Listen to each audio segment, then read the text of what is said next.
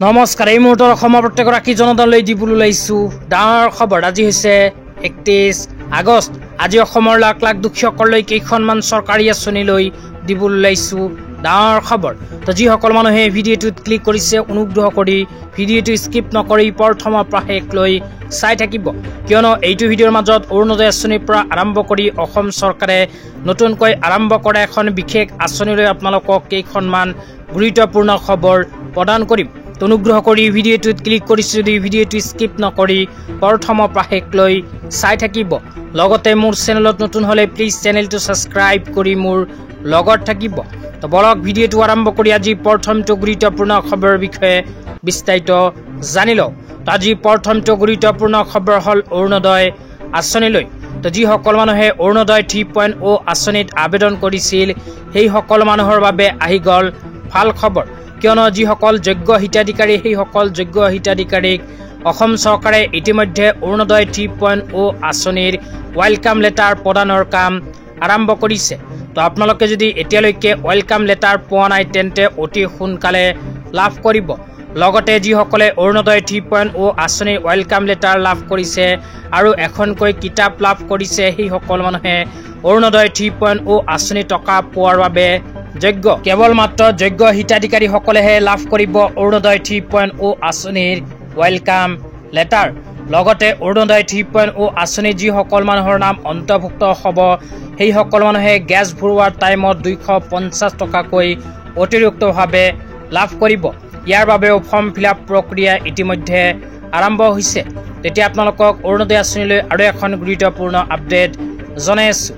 আপোনালোকে মোবাইল স্ক্ৰীনত চাব পাৰিছে অসম চৰকাৰে 2025-26 বিত্তীয় বৰ্ষৰ বাজেটত অৰুণোদয় 3.0 আঁচনিলৈ এনেকৈ এখন আপডেট প্ৰদান কৰিছে। তো ইয়াতে কি লিখা আছে পঢ়ি বিতংভাৱে আপোনালোকক বুজাই দিছোঁ।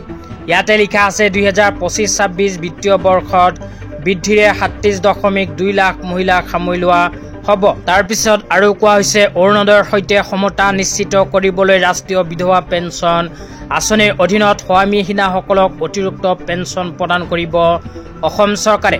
তো যিসকল মানুহে অৰুণোদয় 3.0 আঁচনিত আবেদন কৰিছে আৰু স্বামীহীনা সেইসকল মহিলাক নতুনকৈ প্ৰদান কৰিব ৰাষ্ট্ৰীয় বিধৱা পেঞ্চন আঁচনিৰ সুবিধা।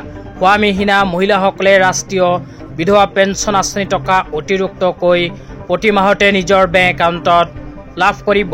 তেতিয়া আপোনালোকক জনাইছোঁ যিসকল মানুহে অৰুণোদয় 3.0 আঁচনিত আবেদন কৰিছে সেইসকল মানুহক অসম চৰকাৰে কেতিয়া প্ৰদান কৰিব অৰুণোদয় 3.0 আঁচনিৰ 1250কৈ টকা।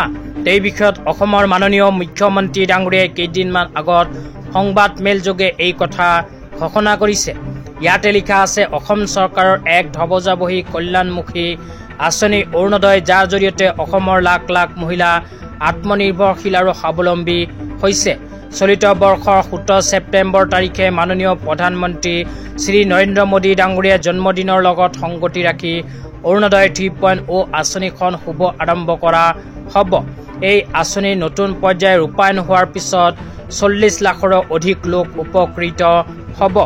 ইয়াতে কোৱা অনুযায়ী যিসকল মানুহে অৰুণোদয় 3.0 আঁচনিত আবেদন কৰিছে সেইসকলৰ ভিতৰত কেৱল মাত্ৰ যোগ্য হিতাধিকাৰীসকলক প্ৰদান কৰিব অৰুণোদয় 3.0 আঁচনি 1250কৈ টকা। অৰুণোদয় 3.0 আঁচনি টকা 17 ছেপ্টেম্বৰ তাৰিখে অসম চৰকাৰে প্ৰদান কৰিব। তেতিয়া আপোনালোকক দিবলৈ ওলাইছোঁ আজি দ্বিতীয়টো খুবেই গুৰুত্বপূৰ্ণ খবৰ। আজি দ্বিতীয়টো গুৰুত্বপূৰ্ণ খবৰ হ'ল যুৱকসকলৰ বাবে। অসম চৰকাৰে নতুনকৈ আৰম্ভ কৰিছে যুৱ লেখক সন্মান আঁচনি। এইখন আঁচনিৰ জৰিয়তে 25,000কৈ টকাৰ আৰ্থিক সাহায্য প্ৰদান কৰিব। এইখন আঁচনিত কোনবোৰ যুৱকসকলে আবেদন কৰিব পাৰিব সেয়া আপোনালোকক বিতংভাৱে জনাই দিছোঁ।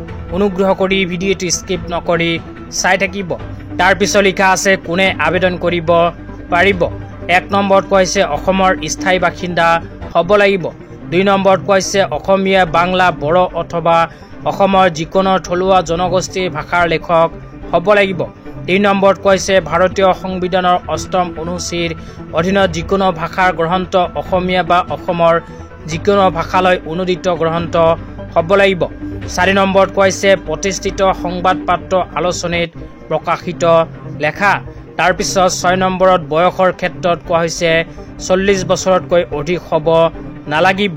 এইবোৰ যোগ্যতা থকা যুৱকসকলে কৰিব পাৰিব এইখন আঁচনিত আবেদন কৰাৰ বাবে www.publicationboardassam.com অফিচিয়েল ৱেবছাইটত ভিজিট কৰিব। আজি ইমানেই, ধন্যবাদ।